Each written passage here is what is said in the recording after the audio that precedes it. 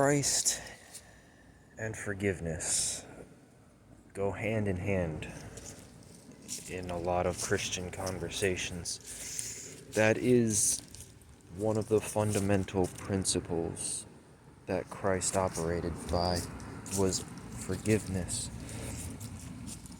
This focus on the forgiveness is very beneficial to the oppressors who use religion to control people and then back up their actions and then claim they seek forgiveness, and so because they have claimed that they sought it, people are supposed to forgive like Jesus. But never forget in your walk with Christ that there is forgiveness to be given. And it's going to be hard. But there's also a time where that forgiveness requires you to flip tables and whip people out of a situation. And a lot of people forget that. Christ saved and forgave, but he also knew how to whip.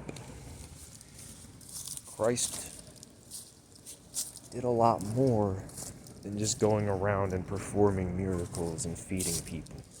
Christ did a lot with his life, with his ministry.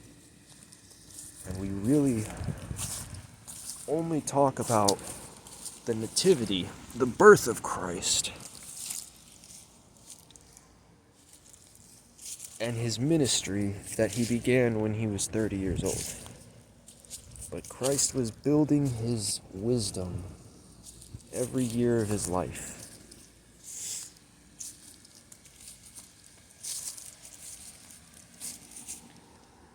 Christ knows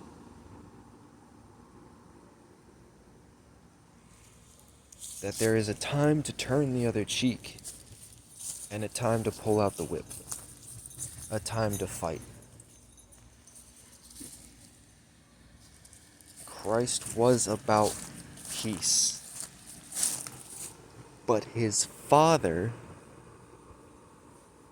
was a God of war for the Israelites and a God of peace. Jesus, according to the revelations, will be showing us that warlike side of himself when he comes back. But his first coming, and every day since then, it has been about the love, and it has been about preparing the way.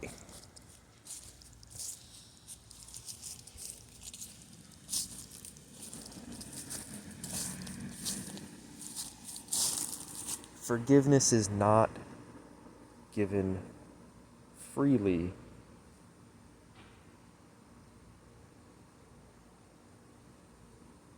but it is promised. Forgiveness is promised, but it is not free.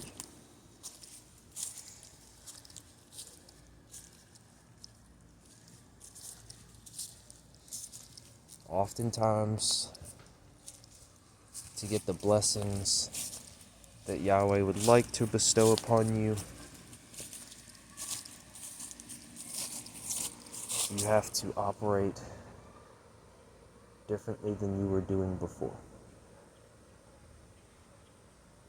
For me, what I have found works, and this is just my journey, is that in seeking to emulate figures of the Bible, not just read from them, but try to think with their wisdom, think with their heart, it changes me as a person, and my life becomes more like theirs. And when I seek to emulate Christ is when I receive the greatest blessings from Yahweh. And it's so obvious, it's stupid. When I seek to emulate John the Baptist,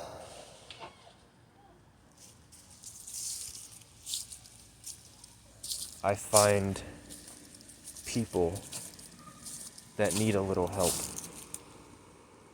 When I seek to emulate David, I find strange places in the kingdoms of others. When I seek to emulate Joseph,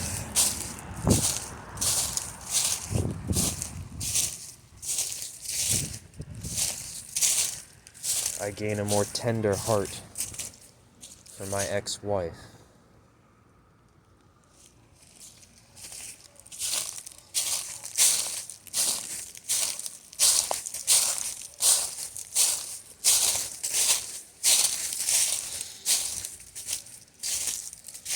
I don't necessarily mean to emulate in anyone in the Bible except Christ. That's who I seek to emulate. But I notice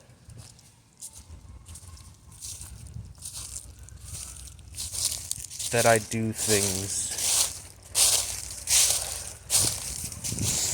and when I make certain prayers, when I pray like David, my life becomes more like David's. When I pray like Christ, my life becomes more like Christ. And when I stop praying, my life becomes more and more lost.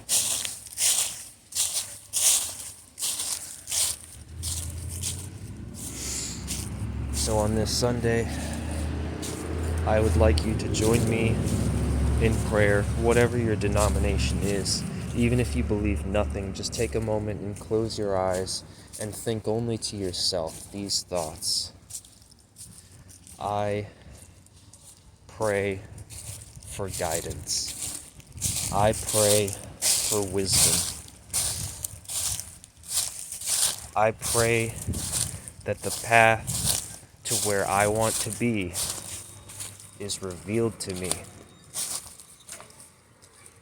I pray that I will be on the lookout and ready to make the moves I need to make to deliver about the outcomes that I'm currently praying for. It doesn't matter what you want or need to know when you pray for guidance, when you pray for wisdom. It'll come. Because just in the simple act of praying for guidance and wisdom, you have opened yourself up mentally to receive guidance and wisdom. Even if you believe in no gods, you are changing the way your brain works if you have joined me in this moment and prayed for guidance and wisdom. Hey, buddy. Hi. Hello. Jingle, jingle, jingle. Jingle, jingle, jingle.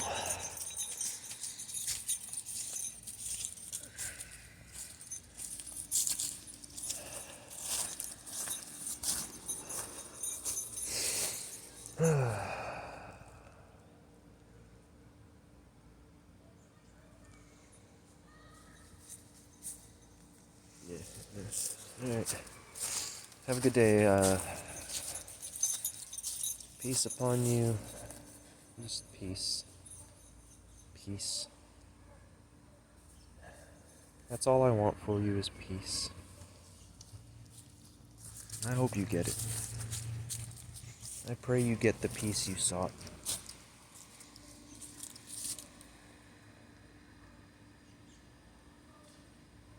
And I pray that it's everything you hoped for.